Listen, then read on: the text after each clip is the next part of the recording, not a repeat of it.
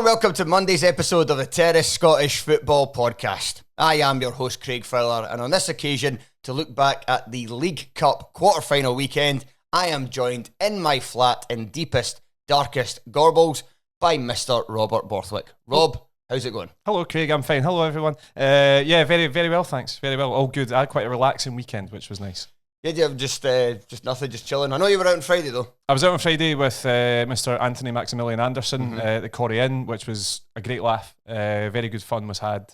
Saturday did absolutely nothing. Sunday went to a museum and walked about. So Which museum?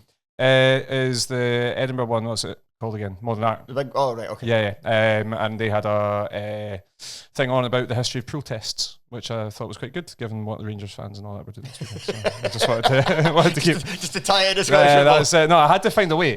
So I did that on Sunday. But no, a very fun night out on Friday with Tony. Good fun. Nice, very nice. What did you get up to? Friday was a quiet one across the course of the day. Because I was watching the game at night, I did work in the morning and then I took like the afternoon and off in early evening and watched like 2 movies back to back. And then actually even after the football was done, because we were going to see Freakier Friday at the cinema on Saturday. Yes. Along with a long walk. I would thoroughly recommend the long walk. What about Freakier Friday? Is it freaky? So is it freakier? So I'd never seen the first one. So I watched it on Friday night for the first time and I was surprised by how much I liked it. Yeah. Jamie Lee Curtis' performance in it is just fucking 10 out of 10. Just good film. So good. Like, good film. Yeah. Such a really great comedic performance in that film. And I'd heard the new one was quite good. It got like better ratings than the first one. See the first 45 minutes, I was like, this is an abomination to cinema. Oh no. Yeah, we'd already been to see The Long Walk as well, so we're kind of like, and the screening we were in, there was barely any other people there, but like we had to move initially because there was a couple that came in like 5-10 minutes late, maybe 10 minutes late, sat down right in front of us, and then right away the guy like asked a question to his wife, but instead of like whispering at all, he just like said it in like an outdoor voice. Oh no. Like, could you pass the popcorn, please? You're one to talk, man. I never do that in a cinema. Not in a cinema. Never in a cinema. In every other situation. Yes, but not in a cinema. In a cinema, it's very different. I very much respect the code of conduct. Yes, no, that's fair. That's fair. And then we moved back a bit. We were kind of further away from him, and also there was a kind of a family where the kids were being a wee bit chatty at times. That was obviously, more forgivable. Did the guy start speaking louder? He was actually trying to talk to you. But then we moved further back, and then every now and again we would be distracted by this light that would come on, and it was a guy on his it was a guy who got his phone out, put the torch on, and shone it on the seat beside him where he had his nachos. Just put it on your lap. Yeah. Just put it on your lap. Just go, but it's crisps, man. It can't really go wrong. I know. Jesus Christ. So what cinema was this? And what time was it at? It's the middle of the day on Saturday. Did you go to a black market cinema?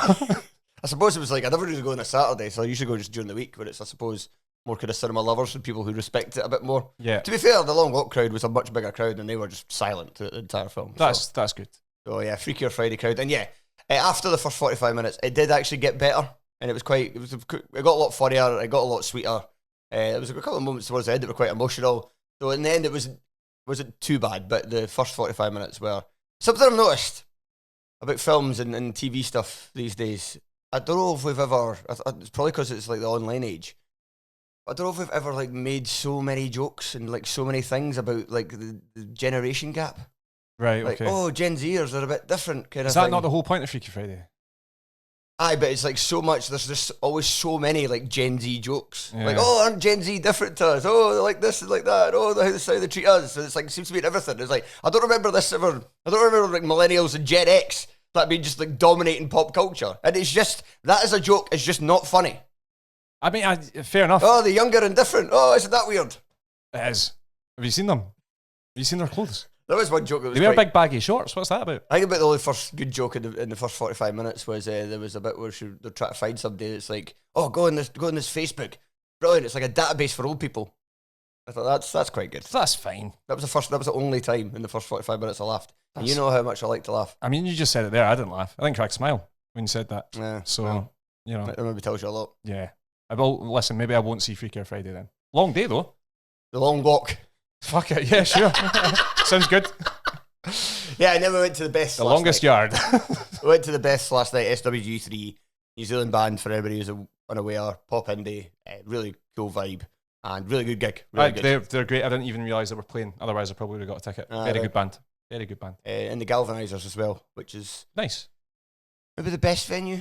Is it outdoor? No, that's the Galvanisers Yard. Right, okay, the indoor bit. Yeah. Yes, yeah. It's very long, so the sound is brilliant. Aye, yeah. I saw, who did I see? Saw Rival Consoles in there a couple of months ago. Excellent. Electronic music. Very good. I saw somebody in there once where, I don't know if you were there. Simon Laird was definitely there, but I can't remember who it was. So, good story. Yeah, it's a great story. Anyway. Simon never leaves his house. When was this? Aye, we can ask him, actually. Does he still exist? When was the last time you left your house? It was to go when did you see that gig? There you go. That's who it was. Was it Tycho? Might have been Tycho. I don't know. I've never seen that. Don't even know who that is. Cool. Listeners, look it up. Great. Yeah. Electronic music. Right, we'll stop talking about movies and music and talk about Scottish football. Yeah. And it's a League Cup weekend. We're going to cover the 4 games. We're not going to cover the one Scottish Premiership match that took place at the weekend, which was Dundee beating Livingston by 3-2. Because we're going to do a Patreon about that. So if you're a Dundee fan, most likely, or if you're a Livingston fan and you want some kind of cathartic release after the frustrations of coming back from 2 goals down, should have won it and then losing it in the end, then you could listen to that. But we'll put it on the £2 a month tier. So it's a lot of value for money if you sign up for that, because you unlock loads of other Patreon content as well. And if you want to spring for the full £5 a month, then you get everything. And that's hours and hours of content and an average of 5 podcasts extra per week. The analytics will show that we will get at least 17 subscribers from the Dundee area just after that speech there. At least 17. 15 of which surname is Cocker. Because they think Gary's on, and he's not. Aye, somebody was saying, bring Gary on. I was like, I can't. He's not. He never makes himself available on Mondays, usually. Right, but before we get to the League Cup weekend, Rob, I have to tell you that today's podcast is brought to you in association by NordVPN. Yes, it's an ad read. It's an ad read. It's an ad read, but also kind of an ad lib. Oh, okay. Because that's what they're after. Integration, baby. Love it. So I was chatting so after I came back for the best last night, I fired up. I've gotten several messages from my friend, but you know him as well, Lee Forrest. I would consider him a friend as well. But sure, go off. Mutual friend then, Lee Forrest, who was basically saying, I've had a few drinks, come on, let's chat. And I was like, right, I'll do it when I get back for the gig. And just like rambling conversation as always, but part of it was kind of like the advances in technology and how kind of scary it is. But also I was saying like how those advances can lead you to be scammed a lot easier, because obviously these advantages, people can use them for good things, like creative things, to help them out. Like we've kind of used Riverside to edit these podcasts, and there's been loads of stuff. The advances of technology have helped with that. But there's also could be used by people in the wrong hands, people who want to scam you and want to take your money from you and take your details and, you know, basically rip you off. That's where NordVPN could come in very handy, because everybody knows about we've said it loads of times, they've advertised with us before, they advertised with us recently. You know that NordVPN, brilliant if you're abroad. If you want to watch football, if you want to watch, you know, your favourite TV shows, if you want to get some movies, like it's perfect for that kind of thing. But they also take online security very, very seriously. And so as well as getting the other benefits that you get, brings you the freedom as a consumer, it also offers you peace of mind that your data and your details won't be stolen. And they can even tell you, and I found this quite handy because I've now changed some passwords as a result of this, they can tell you if any of your passwords have been in any kind of data leaks and are potentially compromised. I mean, that would be good for me 6 months ago when my Twitter got hacked. That would have been great. Where were they then? I didn't have it. I should have done. I did the Tennis podcast to see if I helped. Tennis podcast? No, I know. Silly Rob. I came back to bite me. My Twitter account, like, it did mean something to me. I'd nurtured it to over 15,000 followers, and then to see that all ripped away from me by, to start with, some guy that was just promoting OnlyFans pages, which for people who don't know, it's kind of like Patreon, but, you know. But racier. Sexier. Sexier. It's a sexy Patreon. You said it's sexier than the Tennis podcast Patreon. How dare you? Yeah, no, I think it is. Gary's on there. And now it is some crypto bro called Ken Wood, who's definitely just an AI thing. So that is now a dead Twitter account. It's gone, and my new one's only got 2,000 followers. It's just not enough. So I needed NordVPN. Yes, you did. NordVPN to help me out of that hole, and I didn't have them on the day, unfortunately.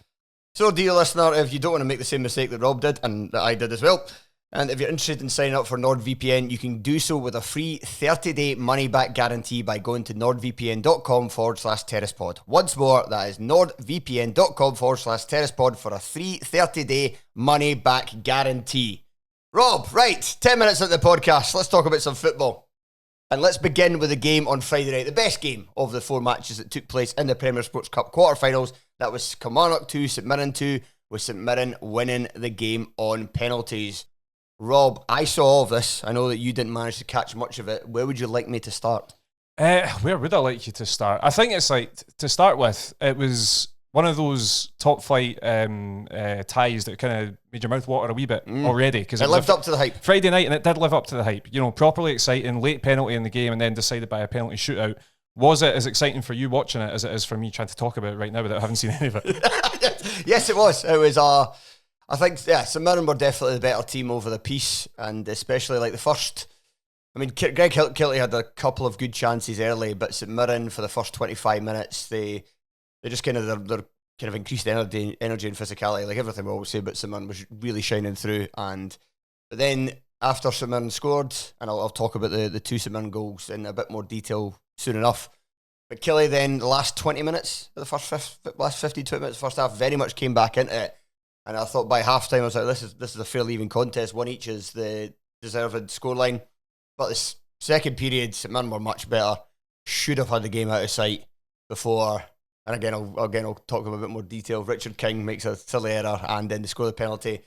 Extra time, so it was, both teams were like going for a winner. And I've said this lots. I know they're never going to change it, so it's pointless in saying it.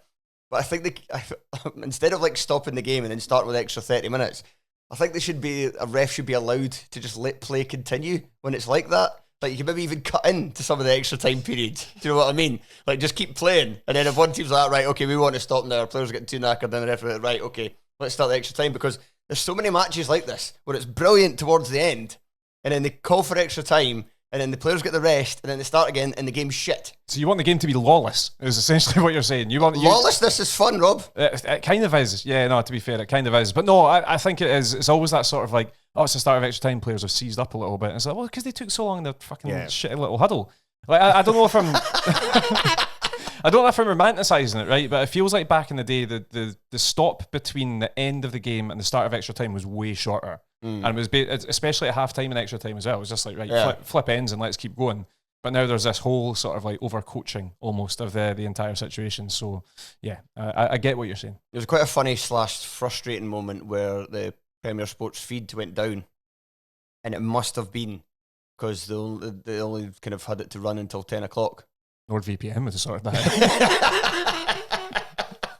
out. So it was like as soon as it went 10 o'clock, then it just went cut off, and then it was like there's like Premier Sports is dealing with some issues. Apologise for inconvenience. But actually, that's to your point, because that was at the very end of the first half of extra time, and I was expecting to miss loads, and because it was off for at least 5 minutes. Then they came back. It was only like about a minute in to the second half of extra time. I was like, fucking hell! I thought it was just like like you said. I thought the extra time, the half time bit, is literally just change ends and that's it. Yeah. I mean, I'm just picturing the sort of a guy with a Premier Sports bib on in the back of a transit van outside smoking a cigarette while all these alarms go off alongside. Jesus Christ, right, I'll sort that.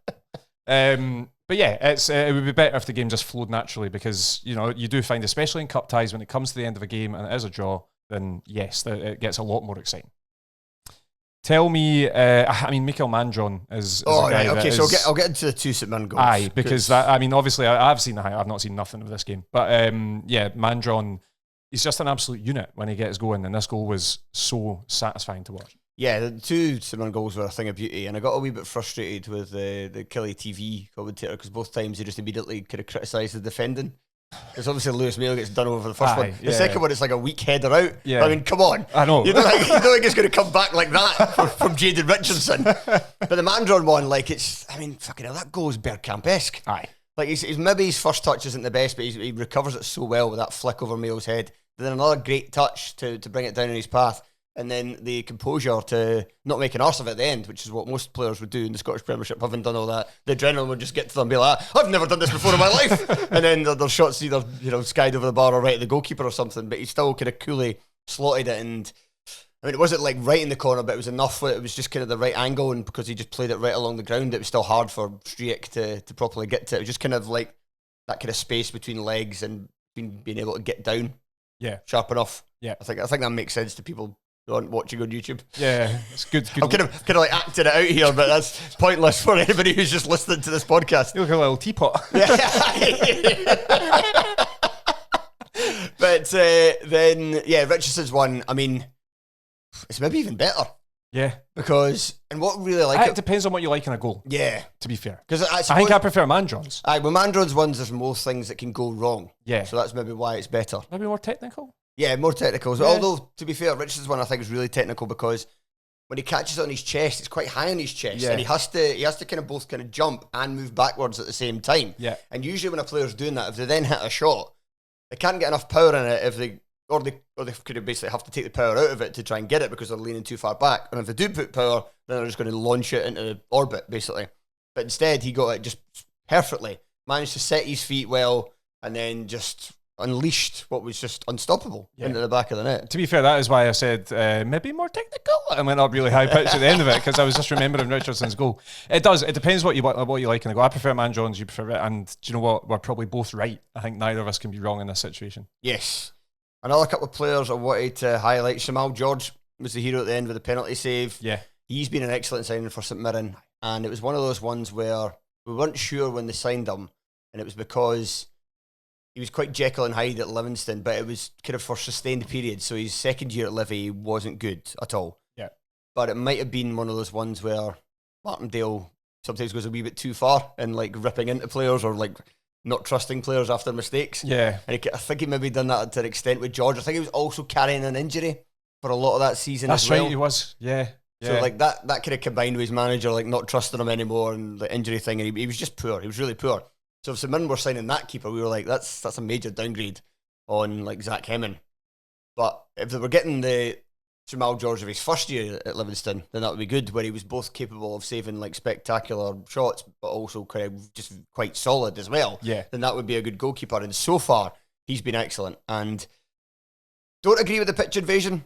I know some people are like, oh, like why do you care? Like, why you try to police fun and stuff like that? And yeah, normally I would be like, yeah, it doesn't matter. But the thing is, I really like pitch invasions, but I like them because of the fact that like they're spontaneous, and it kind of has to fit the moment. If you start doing them all the time, then it takes that kind of special nature of it away. So I feel this was a situational pitch invasion because the penalties were taken at the other end. Right, okay. Right, so say Dykesdale had smashed it in and then just gone straight to behind the goals, you know, alongside Jamal George and all that kind of stuff. The fans would have been like on the perimeter, but it wouldn't have been a pitch invasion. That's but because they were taking it at the far end, the fans sort of like spilled over in joy and were just like, fuck, we're in it now. End up doing a 50-yard sprint just trying to find a St Mirren player on the way back down the pitch. So like, I think it would have happened regardless. It just we wouldn't have been talking about it if the penalty had been taken in front of the St Mirren fans. I don't consider that's a decent point. But you're right, it did look pathetic and they should grow up.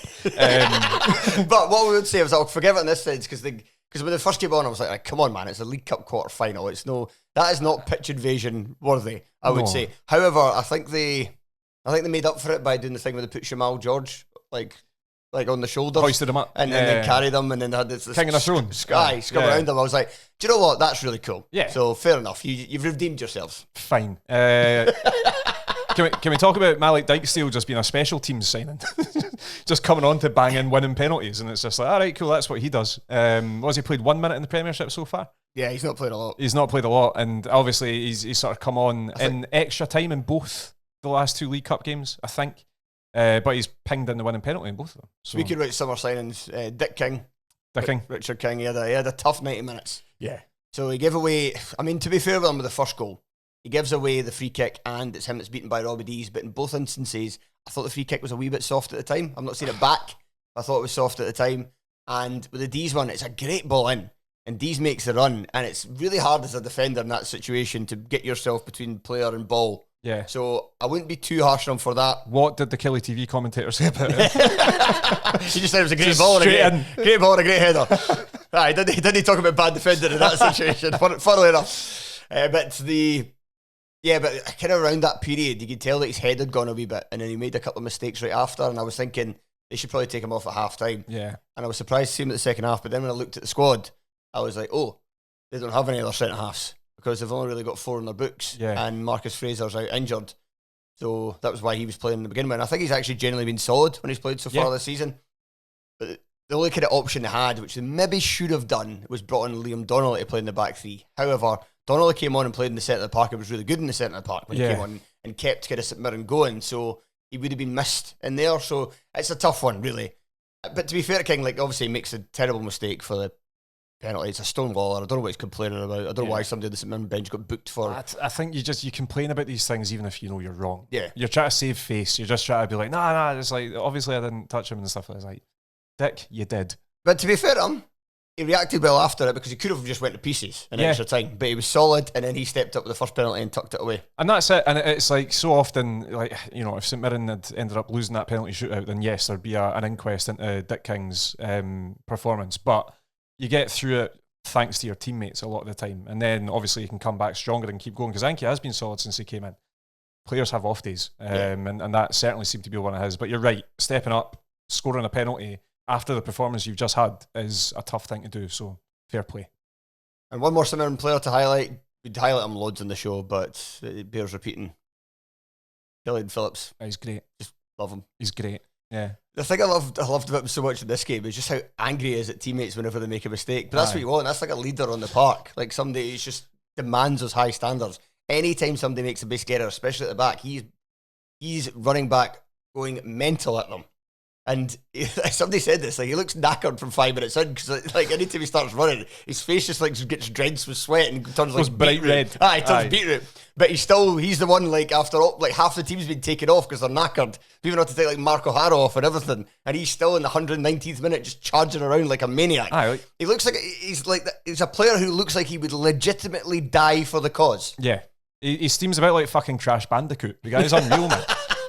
Just like, even when he's standing still, he's doing that Crash Bandicoot thing and just sort of bobbing from side to side. He is, he's great fun to watch, and he's like, you know, for any pitfall he might have, he's an entertainer. Like, you'd want to watch him play. And especially, it's like, I mentioned it in last week's podcast, but when St Mirren scored against Falkirk, you know, he was celebrating like he'd scored the goals. Like, he was the first one to the fans. It's like, no, it wasn't you, mate. I don't think you were even involved in the move. But it's just like, he's got this infectiousness about him. And it's not just what he does off the ball, obviously, with all this sort of entertainer side of things. It is how he performs on the pitch. It's going to drag the best out of other players as well. It's leading by example rather than being a guy that just screams and just shouts. He kind of does both sides of it. He's great fun. I like him. And he should have scored. And I don't know if you've seen this, because it didn't make the Premier Sports YouTube highlights package, which was, don't get me started. that guy in the back of the van crying into a cigarette. And he's very unlucky not to score. This was like a cutback, and he came in and he kind of like one of those kind of slightly behind him, but he's able to get his foot around it, kind of sweeping finishes. And Max Striek just makes one of the best saves I've ever seen in my entire life to touch it onto the bar. The best way to see it. Oh, I've seen that. So I've seen the best way to see it is Blair McNally's vlog of the game. It's 7 minutes, 35 seconds into it. You can see it, and it's initially when it first happened. So also as well, they didn't show a replay.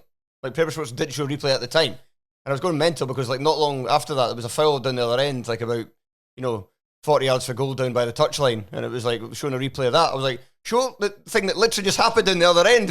Like, I don't know what happened, but they hit the bar. Something happened. Phillips had a shot. It hit something and then hit the bar. Show me it again, because I wasn't sure if it was the defender. And I also wasn't sure whether it was Striek, whether it just hit off him. Yeah. But you actually see for the replay behind the goal, he moves his hand. He actually moves his hand up to tip the ball. It's just reactions. Like, it's pure reactions. But yeah, it's unbelievable. It's a magnificent save. Unbelievable. Just before we move on, Killie as a whole, what we got here. Yeah, David Watson, their best player. Yeah. Superb in the middle of the park. Perfect getting a game for him where it's on him to match their intensity of the St Mirren players, especially when they had Liam Polworth and Greg Kiltie in the team. Now, Kiltie could have done better in the final third quite a few times, but he was very much a positive for Kilmarnock, always finding space on the left, running at St Mirren defence, getting them turned, getting them on their back foot. But him and Polworth in the same team against that St Mirren three of O'Hara, Bacchus, Phillips, it was probably just a bit too much for them. Yeah. Even though I kind of liked it. At the point when they were on top, it was because Polworth was kind of spraying the ball around and they were kind of keeping the ball a bit better than St Mirren were. But it was just over the course of the 90 or 120, that was just kind of too much running to go up against with that kind of midfield three. But Kiltie did play well, and Watson held up his end of the bargain. Look, Dominic Thompson, we've heard one of the best games I've seen of him in Scottish football. he didn't make any errors, and it's just funny. He's like, Craig Anderson said, he's a fascinating player to watch. I think it's because he's not very good. Yeah. But in this game, he didn't make any mistakes. He dug in quite a bit defensively, made a lot of kind of clearances, and because of his athleticism, because he wasn't doing anything wrong, that kind of was able to shine through a bit more, where he was just like getting up and down the park constantly. So yeah, he had a good game, but I think the big thing for Killie was that they really struggled up front. Yeah.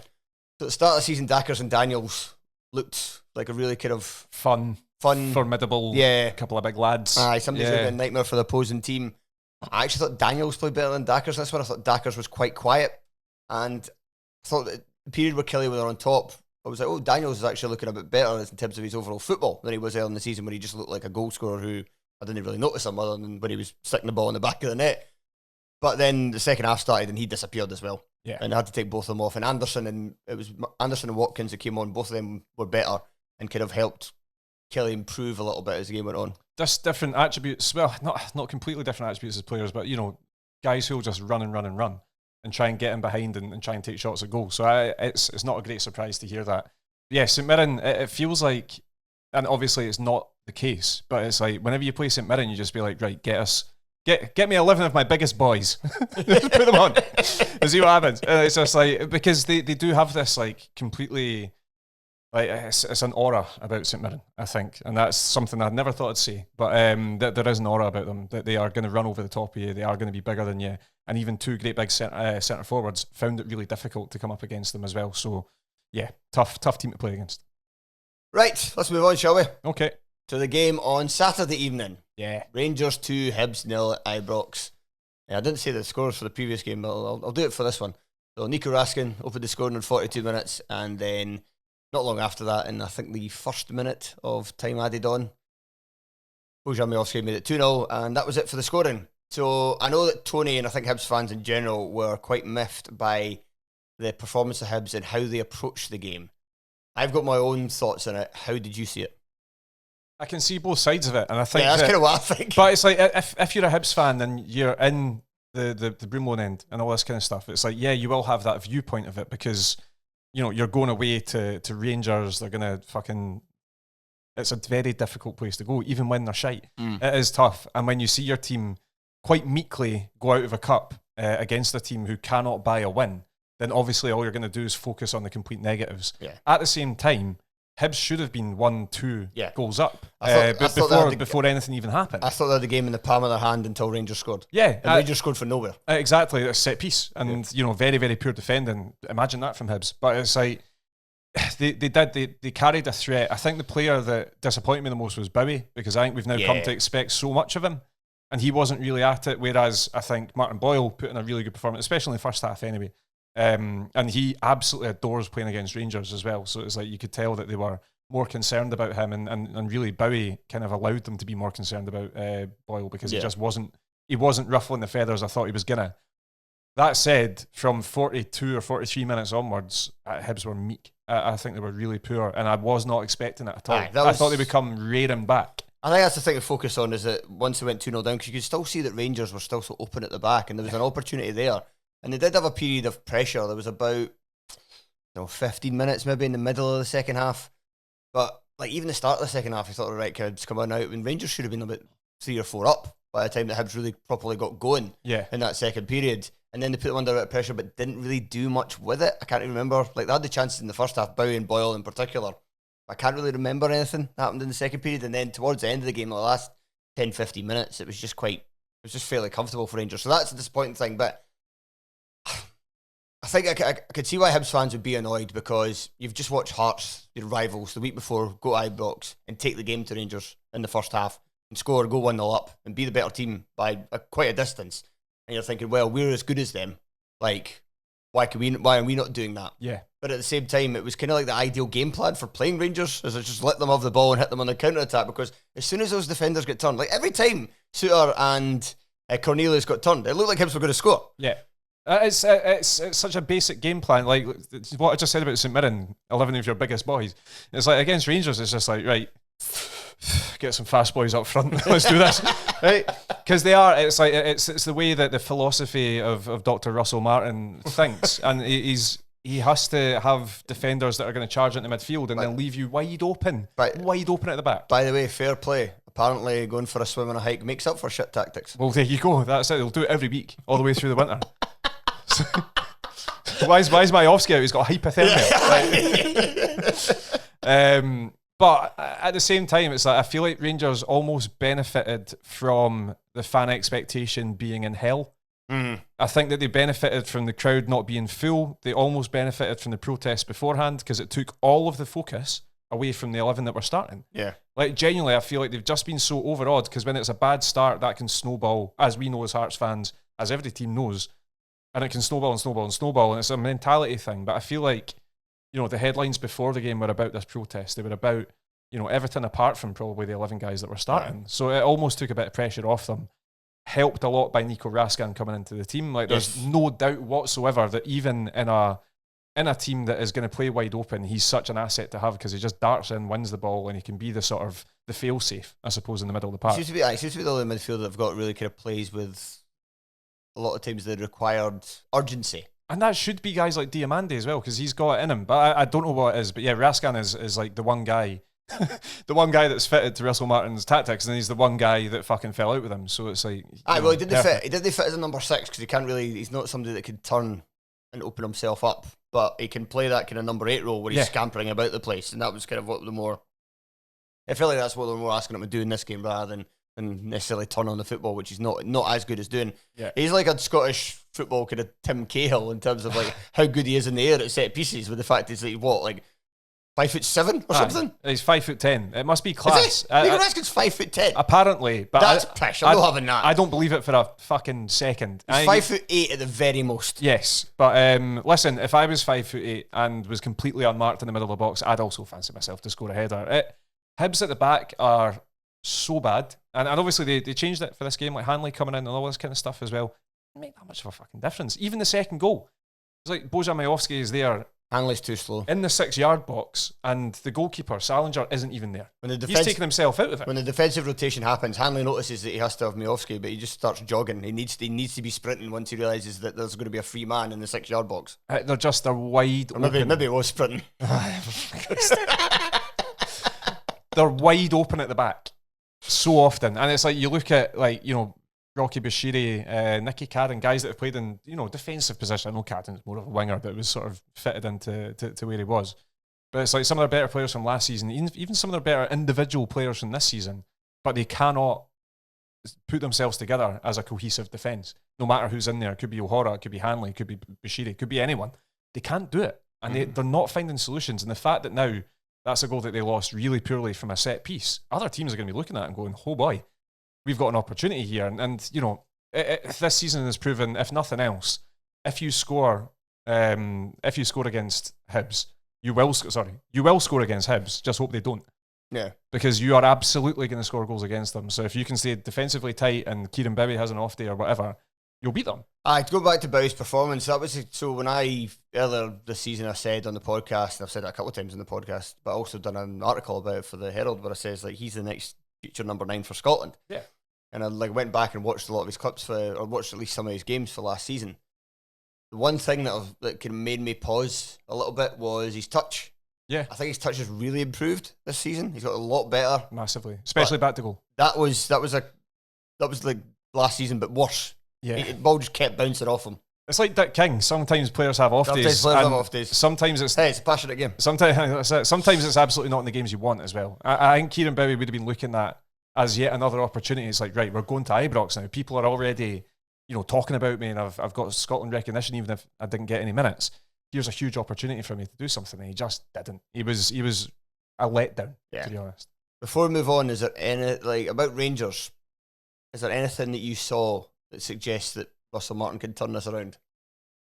Because I'm going to say not really. Not really. It still looks so open at the back, wide open, and obviously Cornelius has come in and he's only started a couple of games, and the hope is that he will be able to fit in alongside Suter, guys who can play football and get Rangers forward and all that kind of stuff. But it's like, the game is still not showing it, and sometimes philosophies don't work in certain countries where football is played at a certain pace and in a certain way, and Scottish football is, especially with the way, Hibs are playing just now, the way Hearts have started playing is being really direct, not long ball, but being direct and just trying to get in behind, getting the channels. They were anemic before they opened the scoring. They were just terrible. I was like, how are they so bad? Like, he's got to go. This is just terrible. And then they scored. And then one thing you will say is that that period, the kind of first 15 minutes of the second half, that's where he needs them to be. But he needs them to be like that every game. Yeah. For 90 minutes. Yeah. Are they capable of doing that? I'm still yet to be convinced. I think you need to see it for more than 50 minutes at a time. As I say, the expectation is in hell. So we need to bring it up very slowly until we're at sort of groundwater level. Which and is then obviously going to be difficult as again. well, that the players are still going to have low confidence, and they need to have, because they were able to do that because they were playing with confidence, so the ball was zipping about more, and there was better movement, both in terms of movement of play, in terms of the ball moving quicker, but also players just moving quicker off the ball. Yeah. But you need to do that when you've got your tails up, and Rangers have just not really had that much this season. So, will that be enough? Who have they got next, actually? I was just thinking that. I can't remember. I'm going to just Google that right now. Rangers' next game is against... Oh, it's a European game. Oh, well. Uh-oh. I could have it crashing back down before they go to Livingston on Sunday. Oh, Christ, that's going to be a nightmare as well. It's Genk. Genk. I mean, I know Rangers are always good in Europe and blah, blah, but like we've talked about this in the show, it's not like voodoo or anything. Like, they're good in Europe because their tactics suited Europe better than they suited the Scottish Premiership. I'm not sure that's true of this team now. Also, they don't suit the Scottish Premiership, but I don't think they suit Europe either. It's past tense. Rangers were good in Europe. Yeah. Look at what they did in Europe this year. Yeah. It was hilarious. Aye, they were, like, because even though they got through 2 rounds, they only played like one good game. Yeah. Yeah. One half against Panathinaikos, the second half at Ibrox, and the home game against Pilsen. The more I'm kind of thinking about it, might just be rubbish. They're awful. They were so bad. We only narrowly got beat from last season during the period where it was literally the worst start in the club's history. Yeah, it was. Yeah, it was, baby. So yeah, I don't think they're very good. Nah. So yeah, so that'll be interesting. But if they get a result on Thursday, then they'll go into... The funny thing is, I think if they get the result on Thursday, I think they will. Like, then just fall down to Livingston, because it just seems a typical Rangers thing to do. But I think they need to do well for the confidence to stay high and in order to continue playing like they did in that period. Yes. And it's funny that they're in 11th place. It is very funny. Right, let's move to our third game. Aberdeen 0, Motherwell 1. The only goal coming courtesy of Regan Charles Cook.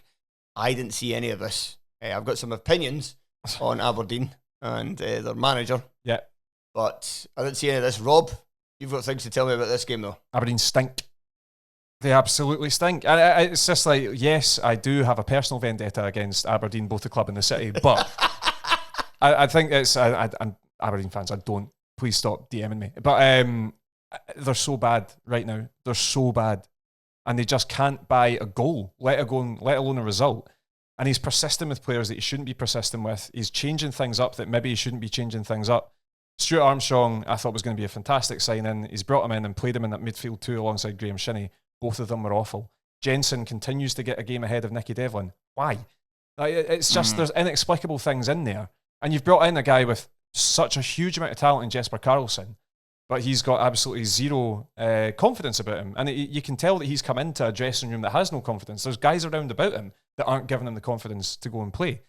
They're just not a good team right now. And I think that credit in the bank obviously is topped up with a Scottish Cup win, right? And it should forever be held that Jimmy Thelin is a great of Aberdeen's history, because he won a Scottish Cup. Regardless of what's happened this season, like, he won the Scottish Cup, so forever he'll be held in, at the very least, fondly remembered by Aberdeen fans. At the very, very least. At the very, very least. I mean, like, those images of him lifting the Scottish Cup will never go away. However, look at the evidence. And right now, the evidence is suggesting that, like, I can't even tell how they're trying to play. I can't tell what the tactics are, what the system is, what they're trying to do, because it's just so meek. It doesn't really go at any pace to any direction. You know, It keeps saying all the time, like, we need to be quicker, we need to move with more intensity, we need to move with more purpose, and it's like, but it's not happening. It's not happening, and that's always a major red flag to me, because when managers are saying we need to do this, we need to do this, we need to do this, and it's not happening on the park, it's like, well, clearly your message is not getting through to the players, and if that's not working, then that's a death knell for managers. You look at the players on the park, right? So Stuart Armstrong can progress the ball really well. He's always been able to do that in his career. Graham Shinney, although more in his twilight, is still capable of doing that. Who's ahead of you? You've got Aushish, who's a very technical, good number 10 player. You've got two rapid wingers in Carlson and Keskinen, and you've got a proper centre forward who can score goals in Kevin Nisbet. Why isn't it working? What are you doing to them? What are you telling them that is complicating things so much that they are unable to get their brain cells to spark together quick enough to create great opportunities and great openings and actually put the ball in the back of the net? And I think that the big thing is, obviously, last weekend they did create a lot of opportunities. They weren't able to put the ball in the back of the net. That's obviously an issue that Jimmy Thelin, you can step back from a wee bit. If individuals are missing good chances, then there's only so much you can do. But on games like the one against Motherwell, I mean, that a lot of that is down to the coaching. And like, I think it's too simplistic now to say, oh, it wasn't Jimmy Thelin that knocked it over from, an opening. It's like, it doesn't matter. He is the manager that has overseen a horrendous spell of form with one Scottish Cup final notwithstanding. It's one of the most remarkable things you'll ever see. And this is the thing. This is the thing with Scottish Cup wins, and this is not just about Thelin. This is about many managers have won it. Where, what do you want the Scottish Cup victory to kind of almost tell you about how you should move forward as a club? Because yes, winning a Scottish Cup is better than finishing third. It's better than finishing second. You'd rather win a Scottish Cup than finish second. Yeah. Aberdeen done that twice. Yeah. Well, in fact, they've done it loads of times, but they've done it twice when Rangers were back in the league. I'm pretty sure they enjoyed the Scottish Cup win more. Yeah. So it's much better than that, but you have to tell you, like, what does it tell you about the manager in terms of how capable he is of creating more success in the future? Like, there's nothing here that's suggesting that Jimmy Thelin is ever going to repeat something like that Scottish Cup victory. Because it is what sample size are you taking from when judging this manager? Yeah. Are you taking the 5 games he won in the Scottish Cup, only 2 of which were against Premiership opposition? Or are you taking the 50 other plus games he's been as manager, where, there have been some really good performances in there, but it's been overwhelmingly bad. And you've just got to take the other one. And it was similar with Callum Davis at Johnson, where they held on to him for so long when it was clear it wasn't working. It's like, well, he won us 2 cups. That's a good comparison. Yeah, it was mostly actually like media members. No, St John's fans were saying we've had enough of this long before. There is smatterings of protests from Aberdeen fans now. Yes, yeah. The I think they still want it to work because it's still so fresh in the mind. Yeah, I don't think St John's started off that season well, but say they'd started off it disastrously, I think St John's fans would have still been behind them. But it's still September. Scottish Cup win was only in May. I can understand why they're desperate for him to work because they absolutely loved the man in May, and it's hard to fall out of love that quickly. But I think you just have to look at the cold hard facts and say he doesn't look like the man for this job. And he looked like he was initially, but whatever's happened since then, I'm not sure because it's weird that he's coming. Because it's hard to say like he's maybe not suited for Scottish football but he looked perfectly suited for Scottish football when he first arrived. Yeah, I don't know what's happened since then, but it's not working. The only thing that could work is that we saw it last season with Hibs. Sometimes all you need is one victory. And especially when it comes to, like I was just saying about Rangers, especially when it comes to the attacking side of the game, and that's what you're really struggling with. A performance where you're getting one that you get like a couple of like maybe even deflected goals or somebody actually finishes a chance for a change and you score 3 and then everybody's like, right, okay, we're a good team again. And then you start going. But I just really don't see it happening because it's just getting worse and worse rather than getting better. And the Scottish Cup victory over Celtic, which actually, where he changed the team, by the way. Yes. He can't, it's easier said than done saying, well, you change it again, because you can't exactly go to a 3 at the back and then just have everybody behind the ball like he did in Celtic in that game. That was perfect for that individual match. Yeah. You're not going to be able to do that at home to like Kelly or Livingston or whoever, because every game's just still going to finish 0-0. Yeah. But you can maybe do something else. You can maybe at least change the structure or change your approach slightly, maybe go a little bit more direct. Do something. Try something else. Just do anything. So if he does do that, maybe he's got a chance, but there's nothing to suggest so far that says he's going to do that. Other than that one game. Also, you're coming up against a Motherwell team who obviously have been rightly celebrated for how good they are on the ball, but they do take risks. Didn't press them.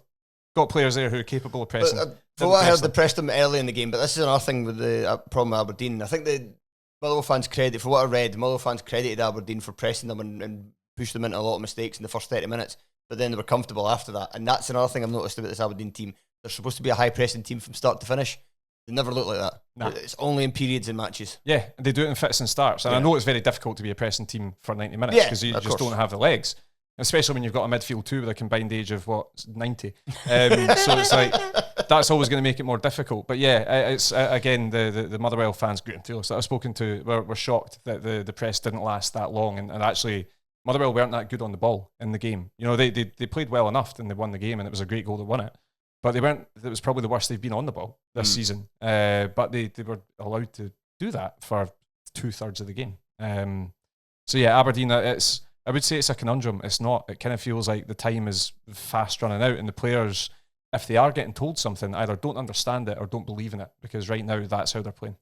Apologies to Motherwell fans who were focused on the team that lost, but they are the big story at this point in time because Thelin is just kind of running out of matches, and I saw today as well. It was really weird. It was on like the Sky Sports. Like Sky Sports have got that version of like the kind of like, do you know how the Record do that blog every day? Yeah. And so Sky Sports have got one of them as well. And it was just like this thing of Aberdeen are concentrating on getting themselves out of this run rather than departing with Thelin. And I was looking for any quotes or anything from it, anything like Sky Sports understands. There was no statement on the website or anything. What's that journalist's name? Anthony something. Is it Anthony Joseph? Yes. Aye, so he tweeted it. Right, so okay, so he's probably been briefed. Yeah. So if they're doing that, that's a bit strange as well. Where they're kind of like because they're not fully, it's not a vote of confidence. They're not doing the full bringing out a statement. We're behind the manager. They're just kind of doing it slyly where they're like, we're just basically telling everybody, we're not going to sack him now. Yeah, we're not sacking him now. Maybe after Tuesday. We're not sacking him for now. What was that last bit? No, we're not sacking him for now. So, Dave, sorry, it's a bad connection over in Atlanta. Yeah, I'm saying that we're not sacking him for now. Yeah, that's what it kind of felt like. But yeah, they're the big story. However, what I was going to say, I think this is a huge victory for Motherwell as well. Massive. Not only the fact that you're into a cup semi-final and you're playing against St Mirren, so you've obviously got a better chance of, well, I was going to say better chance of doing it unless you get Celtic and Rangers, but one of them's only true. Yeah. But yeah, it's a huge opportunity for them, but also with the fact that they hadn't won any of their games, throwing the first 5 games of the league season, throwing away leads against Hearts, throw away a 3-goal lead against Hearts, threw away leads against Dundee. Didn't look great defensively. You get a clean sheet and you get a victory. It is somewhere that is still, even with Aberdeen playing poor, like you said about Rangers at Ibrox, still a very tough place to go. Tell you who's not going to eat into a lead right now, though, is Aberdeen. So it's like you're absolutely fine. Yeah, it's much needed because I think, as I say, they have been talked up, rightly so, for the style and the blend of football that they're playing just now.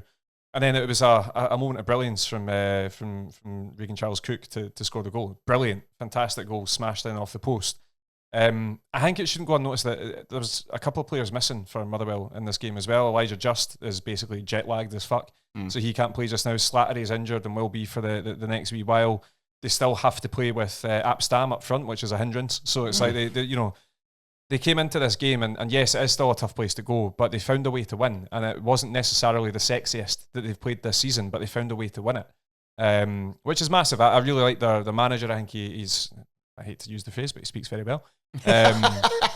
But there's a lot to like about this Motherwell team, and it's almost like, could this be the catalyst now for them to sort of kick on and start turning the draws in the league into victories, to start just getting a little bit of, I think we discussed it last week. Me and Craig Anderson discussed it last week. It was, they're lacking leaders. They've got a lot of technically very, very good players. They need some leaders. Stephen Welsh has come in and looks a bit like a leader. He came in and played very, very well. It's only one game, but I'm going to use this one game to big myself up because he might turn crap and then I won't have the opportunity to do it. Cool. So I'm going to do it now, and then if he does turn crap, I'm just going to forget this ever happened. Great.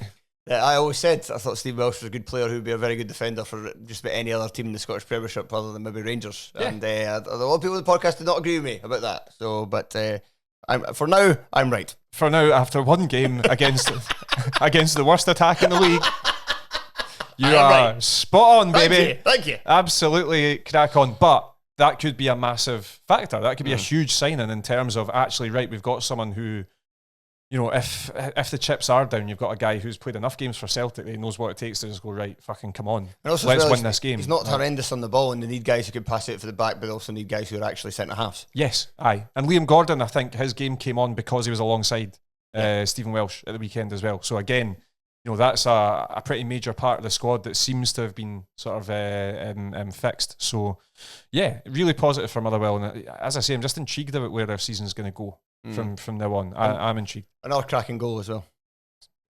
Yeah, brilliant. Love it. Thunders it in. Thumps it. And then does the stupid little cooking celebration. And it's like, oh, we've missed you. We've missed you, Regan. Who was it that kept calling him Charles Regan Cook on the podcast? Was it me? I can't remember. I definitely called him it a couple of times to see when I was saying his name there. I was like, think about this. Probably Gary. Probably Gary. And our final game from the League Cup was the game on Sunday. Partick Thistle 0, Celtic 4. Goals from Yang, Liam Scales, Sebastian Tuneki. Right, okay. And Luke McCowan. Yes, easier to say. And I didn't see this one, you saw it, but the only thing I've got written in my notes is first goal was weird, and Tuneki looks exactly like a Celtic player. I mean, do we need to talk about anything else? Yeah, first goal was weird. It's because Jag doesn't celebrate as well. I know. So it takes ages for anybody to realise it's gone in the back of the net. Nobody realises it, and it's just, Yang, what are you doing, mate? I know you're not in Birmingham and you want to be in Birmingham, but fucking, like... I don't know you're playing Partick Thistle, but still. Celebrate the goal. Yeah, it was just a textbook. I could have predicted before the game and not watched it. It's like, it'll be 4-0. One of the new signings will probably score. That'll be it. And that's pretty much exactly what happened. Nothing great to report. Like, Celtic weren't put under any great pressure. Sinisalo made a really good save in the second half from an Alex Samuel header, I think it was, that was arrowing towards the far corner.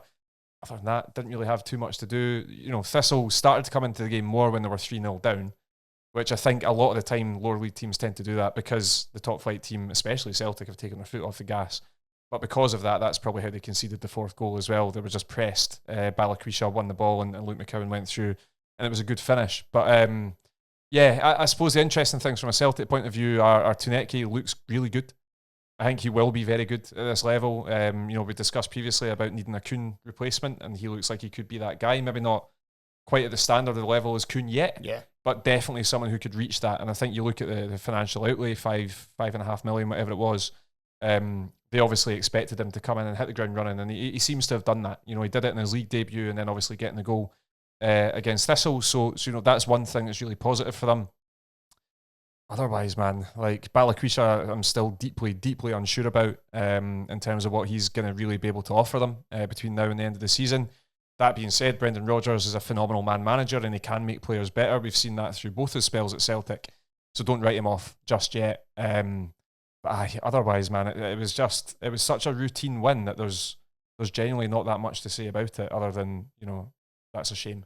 He was pushing forward Colby Donovan at the end to take the applause. Colby Donovan looks better than Tony Ralston, so at least we've got that. Tony Ralston, probably good for most other teams in the top flight. I'm going to say that now, so it seems like I say that when Stephen Welsh is, you know... I see that Iheanacho was given up a decent write-up by Celtic fans. Iheanacho, again, it's like so tempered by the opposition. So it's like, yes, he is good, but also they signed him from Sevilla and he's playing Partick Thistle. Like, you know, this is a guy that won a Premier League. Yes, he did look good. Of course he looked good. I'd look fucking good. It's like, no, like, listen, obviously he got the kind of the I know this is a bad example with hindsight now, but it's like the Adam Ida introduction of coming on and scoring a late winner, penalty kick in an away game where they really could do with the points. Got that against Kilmarnock. Then he's come in and he played well. He holds the ball up really nicely, and brings other players into play. Something that Ida did not do well enough. Exactly, and it's something that really, since Kyogo, who could sort of drop deep and just play it wide quickly. Yeah. That was like with Kyogo. It wasn't like a hold-up merchant. No, not holding up, but just playing it wide. He had a nice enough touch that he could just come in and play the short passes and then be on the move again. And that's all they needed him to do. Exactly, and that looks like Iheanacho does have that in his locker. Just one touch, little passes off to Tuneki or Balakwisha or whoever's around about him. So that's definitely a positive. So yeah, I like, as I say, there were positives, especially from the new signings from Celtic and the youngster at right back, Colby Donovan, who I think for the last couple of games now has really started to look like he's going to be an impressive player in the future. But yeah, otherwise, man, there's just not much to talk about. Thistle weren't really properly in the game at any stage. There was that shot. I was going to say, is there anything to say about Partick Thistle? There was that. They fucking tried, man. They ran themselves into the ground. But it's like, again, you do kind of expect it. It's like Kyle Turner, I felt so bad for him in the middle because he just was up against far superior players. Fitzpatrick was you know, he can be against better opposition on his game. He can be like a live wire and a spark, and he can create opportunities. He was up against Donovan, who was doing really well. But again, he never really gave up. I think it was his ball in for the Alex Samuel header that was saved by Sinisalo. But again, the game was kind of gone by then. So there's not a huge amount to look into. Celtic, at the end of it, like, what can you say about it? It was the expected result. It's the result that they got, so that's a positive. But yeah, Partick. Luke McCowan giving it like the sort of the yappy hand, shut the fuck up to the Thistle fans when he scored. Don't know what that's about. Calm down, mate. It's Thistle. It's Thistle. Did someone call you a lager fan or something? Like, Jesus Christ. Like, come on. Shut up. Calm down. I don't know what abuse he was getting. It might have been horrible. In which case, I'm sorry, Luke. But yeah, that was quite funny. The fourth goal in the 80-something minute, and he's giving it big licks to the home fans. So, yeah. Right, I think that'll do us then. That'll do us. Rob, thank you very much for joining me. That's okay. It's very warm in here. It's because you're wearing a zippy over your t-shirt. I wouldn't say I'm warm. I'm just wearing a t-shirt. NordVPN help. It can protect your online security. It cannot protect your body temperature. It's good to know the cans and can'ts. Yes. Download it. Sounds great. Yeah, get that money. Get that free 30-day money-back guarantee with... What's the link? Say it again. You said it so well. NordVPN.com/terracepod. Oh, there we go. Terrace Pod. Yeah, Oh, Terrace Christ. Pod. Yeah, Not cool. just terrace. Going for the boomer lingo. I didn't choose it. You doing your pod? It's when people come up to us and say, I like the podcast. They're like, oh, really? And they're talking about a TV show. Aye. It's like, how do you not know the difference? Nah, I don't know, man. It's all the same. Right, anyway, that'll do us. Like we said earlier, if you want to hear our thoughts on Dundee against Livingston, you'll have to hear that in the Patreon, patreon.com/terrace podcast. And if you don't, then we'll be back later this week. It's myself and Telford in the league show because Sean is on holiday and so is Fraser. So, unfortunately, you are getting a ringer this time. I'm going to watch all the... hopefully I'll get time tomorrow to watch all of the Dunfermline St Johnstone game because it will be on the iPlayer. Yes. So I should at least know about that. And then I've got an 11-minute interview of Grinning Pete to watch as well. We're recording it on Tuesday night. It's coming out on Thursday. So Excellent. there we go. Excellent. Enjoy. Goodbye. Bye.